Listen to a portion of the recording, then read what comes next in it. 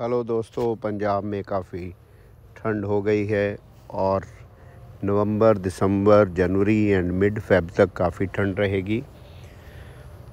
जो फार्म हमने डिज़ाइन किया था वेंटिलेशन के हिसाब से, उसका जो फ़ायदा हमें 8 महीने मिला, गर्मी नहीं हुई, उसका अब थोड़ा नुकसान भी होगा।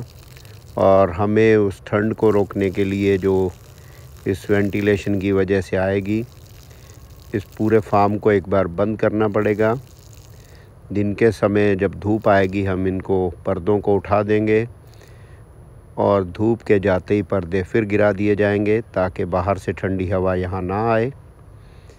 इसके लिए पूरे फार्म में जितनी भी ओपनिंग्स है, सिर्फ वेंटिलेटर्स जो छत के पास है उनको छोड़ के बाकी सबको हम बंद कर रहे हैं। ठंड से घोड़े बीमार भी हो सकते हैं। कई बार घोड़े बीमार नहीं होते, घोड़े अडॉप्ट कर लेते हैं ठंड को। कुछ 2 घोड़ों पे हमने ये भी तजुर्बा किया कि वो पूरी सर्दी बाहर भी रहे पेड़ के नीचे। हम उनको अच्छी डाइट देते थे मगर वो एक बार भी बीमार नहीं हुए। मगर उसकी एक सबसे बड़ी दिक्कत आती है, घोड़े के बाल जो हैं वो बहुत बढ़ जाते हैं, हेयर कोट बहुत हैवी हो जाता है। तो उसको बचाने के लिए ठंड को रोकना है अगर आप चाहते हैं कि घोड़ा बीमार भी ना हो और बाल भी ना आए। ये है हमारी नई घोड़ी बादल। बादल इसका नाम इसलिए रखा, जैसे सफ़ेद बादलों में कई बार काले पैचेस होते हैं, आसमान में कुछ घने बादल होते हैं, कुछ ब्लू, उस तरह का पैटर्न देख के मैंने इसका नाम बादल रखा। ये बिठाती तो है मगर इसमें चाल नहीं है, तो अभी जेटी इसको थोड़ा ट्रेन करेंगे चाल के लिए। कुछ दिन पहले इन हैंड ट्रेनिंग चलेगी, ग्राउंड वर्क होगा, उसके बाद जेटी इस पे माउंट करेंगे। अगर ये एक अच्छी लर्नर है और जेटी ने इसको 2-3 दिन में ही नीचे से छोटी चाल के पैर पकड़ा दिए हैं और इसको स्ट्रेच होना भी सिखा दिया है। ये एक घोड़े की ओबीडियंस का साइन है कि घोड़ा जब आपकी सब बातें मानता है। रूटीन वर्क, सब घोड़ों की सफाई होगी।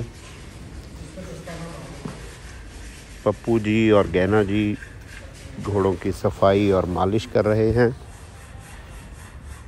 कुछ घोड़े रात को बैठ जाते हैं, फिर वो ज़्यादा गंदे हो जाते हैं। कुछ घोड़े सिर्फ लेटते हैं, वो कभी बैठते नहीं। ये है हमारी सिंधी घोड़ी गोल्डन।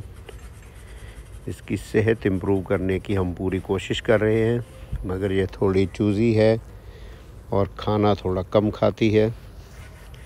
फिर भी हम ट्राई कर रहे हैं इसको लिवर टॉनिक और कुछ इंजेक्शन देके, ताकि इसकी भूख और बढ़ जाए और ये मोटी ताज़ी हो जाए।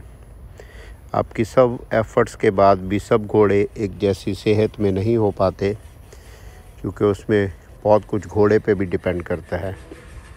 And this is dream luckily अब आलमगीर से प्रेग्नेंट हो गई है, अप्रॉक्सीमेट 2 मंथ्स की। और ये फ़र्स्ट टाइम कंसीव हुई है, फर्स्ट टाइम ही, क्योंकि इसकी उम्र काफ़ी कम है। बेशक घोड़ा वाइट हो, ग्रे हो, हम सब घोड़ों को कोशिश करते हैं कि नहलाया कम से कम जाए। ये हमारा गेट है जो बड़े समय से इससे पेंट नहीं हुआ, क्योंकि इसको मैंने पुराना ही ख़रीदा था। अब इसकी भी रिस्टोरेशन का टाइम आया है। ये हमारी घोड़ी कोयल, और मेरे पास थोड़ा टाइम था दोपहर को, सोचा उसका फ़ायदा उठाया जाए और एक शॉर्ट राइड फार्म के अंदर ही कर ली जाए। कोयल भी अब प्रेग्नेंट है आलमगीर से, अप्रॉक्सीमेट 1 मंथ की। उम्मीद है कि आने वाले समय में एक अच्छा बच्चा आलमगीर से पैदा करेगी। ये घोड़ी भी उदयपुर से आई है, दिनेश जैन साहब के वहाँ से।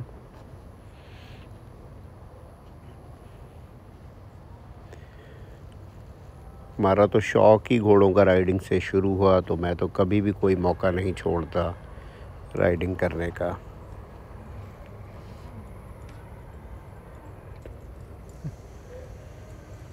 और आपके पास स्पेशली जब अच्छे घोड़े हों तो कभी भी राइडिंग का मौका नहीं छोड़ना चाहिए।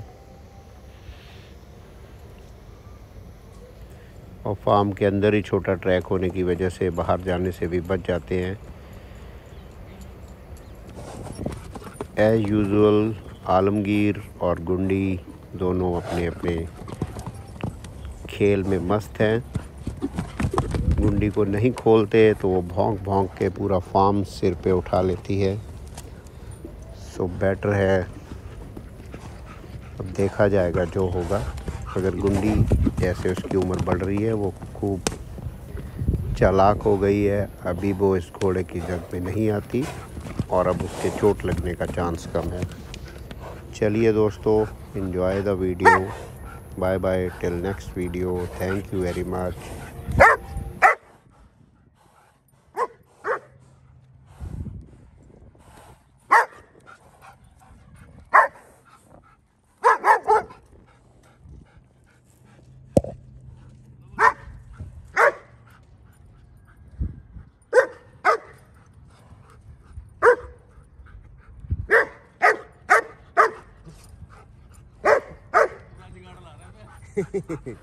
कुत्ती चलाक होगी ना हुण पहला नालों।